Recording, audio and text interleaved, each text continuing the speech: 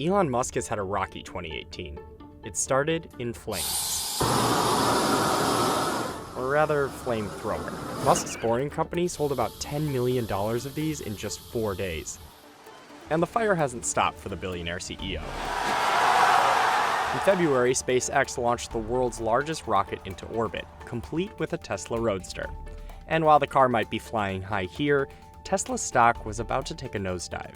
After rising more than 7% to start the year, shares sank lower as Musk announced a quarterly loss of $675 million. Still, Musk sounded optimistic of what was to come. I'm hopeful that people think that if we can send a Roadster to the asteroid belt, we can probably solve Model 3 production. Meanwhile, worries of a different kind emerged. On March 23rd, a Tesla driver was killed in a crash involving the company's autopilot feature. The fatal incident sparked a federal investigation, and Tesla shares tanked. The company has defended its technology, blaming the incident instead on the driver, who it said wasn't paying attention to the road, despite the car providing multiple warnings to do so.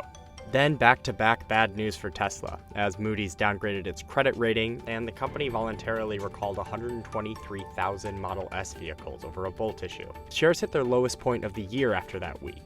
And after Musk tried to make an April Fool's Day joke, declaring Tesla so bankrupt you can't believe it. Facing production pressure, Musk began sleeping at the Tesla factory.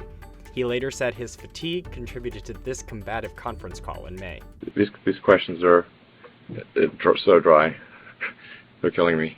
Unsurprisingly, this sunk shares and angered investors. Next. Boring bonehead questions are not cool. Next. Still, Musk's goal was clear. Produce 5,000 Model 3s per week or the questions would persist. Then, at the beginning of July, he and the Tesla team did it. It took an extra general assembly line hastily built in a tent outside the main facility to reach that long-delayed goal, but workers and investors cheered the news. How many of you? And with the world watching the Thai cave rescue, the vocal CEO tried to help by building a small submarine.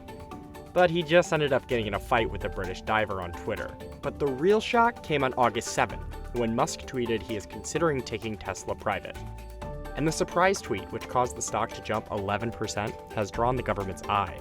The Securities and Exchange Commission is seeking more information about the disclosure, according to people familiar with the matter. A Tesla spokesman declined to comment. At the rate Musk is tweeting this year, we are likely to see a lot more news.